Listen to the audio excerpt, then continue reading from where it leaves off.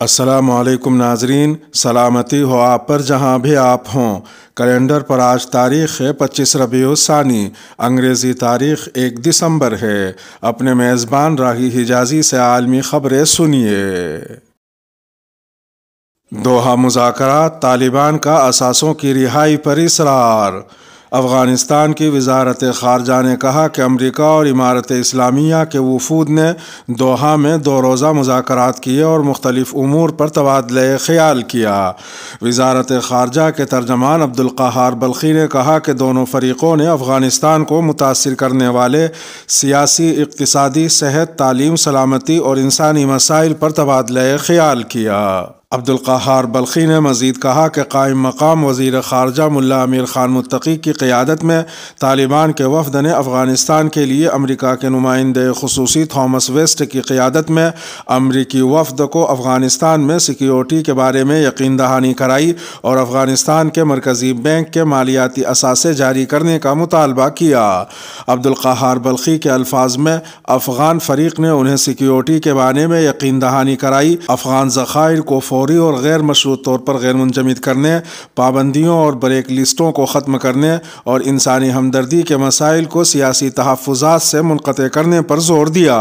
عبدالقہار بلخی نے کہا کہ دونوں طرف کے تکنیکی گروپس نے بھی پیش رفت کو آسان بنانے کے لیے الگ الگ ملاقاتیں کیں اور دونوں فریقوں نے مستقبل میں بھی ایسی ملاقاتیں جاری رکھنے پر اتفاق کیا۔ افغانستان کے دونوں نائب وزیر اعظم نے ازبکستان کے خصوصی ایلچی سے ملاقات کی۔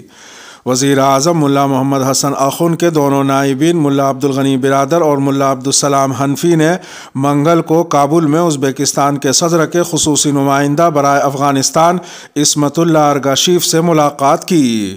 طالبان کے نائب ترجمان انعام اللہ سمنگانی نے بتایا کہ ہر ایک نے الگ الگ عصمت اللہ ارگاشیف سے ملاقات کی اور دونوں ممالک کے درمیان تعلقات کی توسیع، مشترکہ اقتصادی اور راہداری منصوبوں، بجلی کے معاہدوں کی تجدید اور دونوں ریاستوں کے درمیان پروازوں کی بحالی پر تبادلہ خیال کیا۔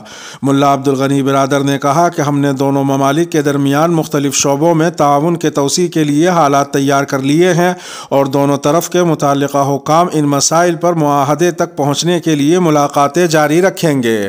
واضح رہے کہ قائم مقام وزراء برائے توانائی و پانی بھی اجلاس میں موجود تھے۔ انہوں نے مشترکہ اقتصادی اور راہداری منصوبوں سے متعلق اپنی اپنی سرگرمیوں کے بارے میں بات چیت کی۔ ملا عبدالسلام حنفی نے کہا کہ امارت اسلامیہ تمام پڑوسی ممالک بالخصوص ازبکستان کے ساتھ اپنے تعلقات کو وسعت دینا چاہتی ہے۔ انہوں نے مزید کہا کہ افغانستان کی سرزمین سے کسی ملک کو خطرہ نہیں ہوگا۔ عالمی بینک کا افغانستان کے منجمد فنڈز سے رقم جاری کرنے کا منصوبہ۔ عالمی بینک افغانستان کے منجمد امدادی فنڈز میں سے $50 کروڑ تک کی رقم انسانی امداد کے لیے کام کرنے والے اداروں کو دینے کی تجویز کو حتمی شکل دے رہا ہے۔ عالمی بینک کے منصوبے سے واقف افراد نے خبر رساں ادارے روئٹرز کو بتایا کہ عالمی بینک نے منصوبہ بنایا ہے، تاہم سرکاری شعبے کے ہزاروں کارکنان اس کے دائرۂ کار میں نہیں آئیں گے، جبکہ امریکی پابندیوں کی وجہ سے افغانستان کو امداد کی فراہمی پیچیدہ بھی ہو سکتی ہے۔ ذرائع کے مطابق بینک کے بورڈ کے ارکان کا اجلاس منگل کو متوقع ہے، جس میں افغانستان کو امداد کی فراہمی کی تجویز پر غور کیا جائے گا، جو امریکی اور اقوام متحدہ کے حکام کے ساتھ مل کر حالیہ ہفتوں میں تیار کی گئی ہے۔ اس تجویز کے تحت افغانستان ریکنسٹرکشن ٹرسٹ فنڈ یعنی ARTF کے فنڈز سے رقم امدادی اداروں کو دی جائے گی۔ اس ٹرسٹ کے پاس مجموعی طور پر $1.5 ارب کے فنڈز ہیں۔ ذرائع کا کہنا ہے کہ افغانستان کو ملنے والی امداد کا بڑا حصہ صحت کے شعبے پر خرچ کیا جائے گا۔ ملک میں اب تک صرف 7% آبادی کو کورونا وائرس کے خلاف حفاظتی ویکسین لگائی جا سکی ہے۔ دوسری جانب ایک امریکی عہدیدار نے افغانستان پر عائد پابندیوں کو بڑی رکاوٹ قرار دیتے ہوئے کہا کہ تجویز میں کہا گیا ہے کہ عالمی بینک پیسہ کسی نگرانی یا رپورٹ کے بغیر اقوام متحدہ اور دوسرے امدادی اداروں کو منتقل کریں، لیکن تجویز میں مالیاتی شعبے کے بارے میں کچھ نہیں کہا گیا اور نہیں یہ بتایا گیا ہے کہ رقم کس طرح افغانستان پہنچے گی۔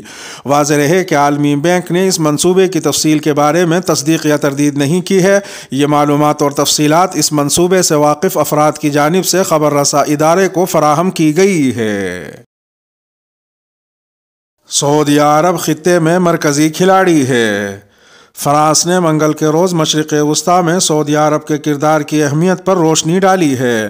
فرانسیسی صدر ایمینوئل میکرون کے خلیجی ممالک کے آئندہ دورے کے بارے میں تبصرہ کرتے ہوئے صدارتی ذرائع نے کہا کہ سعودی عرب خطے میں مرکزی کھلاڑی کی حیثیت رکھتا ہے۔ العربیہ اور الحدث نیوز چینلوں کو دیے گئے خصوصی بیان میں ذرائع کا کہنا تھا کہ سعودی عرب کے ساتھ مکالمے کے بغیر فرانس کی پرعزم پالیسی کا تصور ممکن نہیں۔ ذرائع نے واضح کیا کہ صدر فرانس ایمینوئل میکرون اپنے دورے میں سعودی ولی عہد بن سلمان کے ساتھ طویل اور گہری بات چیت کے دوران خطے میں کشیدگی کم کرنے کے راستوں پر تبادلہ خیال کریں گے۔ علاوہ ازیں ایران کا جوہری پروگرام، یمن اور عراق کی صورتحال اور دہشت گردی کے انسداد کا معاملہ بھی زیر بحث آئے گا۔ اسی طرح صدر فرانس کے سعودی عرب، امارات اور قطر کے دورے میں خصوصی طور پر لیبیا اور لبنان کے معاملات پر بات چیت ہوگی۔ ذرائع کے نزدیک یہ دورہ سعودی عرب میں الولا کے حوالے سے فرانسیسی سعودی شراکت داری کو مضبوط بنانے کا موقع فراہم کرے گا۔ یاد رہے کہ ایلیزے پیلس نے جمعے کے روز اعلان کیا تھا کہ فرانس کے صدر ایمینوئل میکرون 3 اور 4 دسمبر کو خلیج کا دورہ کریں گے۔ اس دورے میں ایمینوئل میکرون سعودی عرب، امارات اور قطر جائیں گے۔ سوڈان میں البرہان اور ہمدوک کے بیچ معاہدے کے خلاف نئے مظاہرے۔ سوڈان کے دارالحکومت خرطوم کے وسط میں کل منگل کے روز نئے مظاہرے ہوئے۔ مظاہروں کے شرکاء سوڈانی فوج کے سربراہ جنرل عبدالفتاح البرہان اور وزیر اعظم عبداللہ حمدوک کے بیچ گزشتہ ہفتے طے پانے والے سیاسی معاہدے کی مذمت کر رہے ہیں۔ عوامی مظاہرے سوڈانی پروفیشنلز ایسوسی ایشن کی جانب سے دی گئی ملین مارچ کال کے بعد سامنے آئے ہیں۔ العربیہ اور الحدث نیوز چینلوں کے نمائندوں کے مطابق سوڈان کی متعدد سیاسی جماعتوں نے حالیہ مظاہروں کے لیے اپنی حمایت کا اعلان کیا ہے۔ ادھر دوسری طرف دارالحکومت خرطوم میں امریکی سفارت خانے نے اپنے شہریوں پر زور دیا ہے کہ وہ احتیاط برتیں اور کل کے مظاہروں کی روشنی میں مجمع کی جگہوں پر جانے اور غیر ضروری سفر کرنے سے گریز کریں۔ واضح رہے کہ پیر کے روز سیکیورٹی حکام نے اعلیٰ سطح کی گرفتار متعدد شخصیات کو رہا کر دیا تھا۔ خیال رہے کہ سوڈان میں 21 نومبر کو ایک سیاسی معاہدے پر دستخط ہوئے تھے۔ اس کے تحت اقتدار میں عسکری اور شہری فریقوں کی شراکت داری کی بحالی اور تمام گرفتار شدگان کی رہائی کا فیصلہ کیا گیا تھا۔ علاوہ ازیں 25 اکتوبر کو نافذ کی گئی ایمرجنسی کو بھی منسوخ کر دیا گیا تھا۔ آسٹریلیا پارلیمنٹ میں بڑے پیمانے پر جنسی ہراسانی کا انکشاف۔ آسٹریلوی حکومت کی ایک سرکاری سطح کی رپورٹ میں انکشاف ہوا ہے کہ پارلیمان کے اراکین اور عہدیداروں کو بڑے پیمانے پر جنسی ہراسانی اور ناروا سلوک کا سامنا کرنا پڑا۔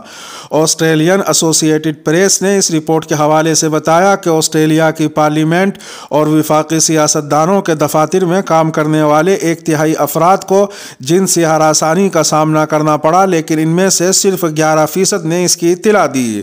خبر رساں ادارے ایسوسی ایٹڈ پریس کے مطابق رپورٹ میں 28 سفارشات پیش کی گئی، جن میں ایک آزاد کمیشن کی تشکیل بھی شامل ہے۔ خبر رساں ادارے AFP کے مطابق 7 ماہ میں تشکیل دی گئی اس رپورٹ میں ملک کی 63% خواتین اراکین پارلیمنٹ شامل ہیں جنہیں اس رویے کا سامنا کرنا پڑا۔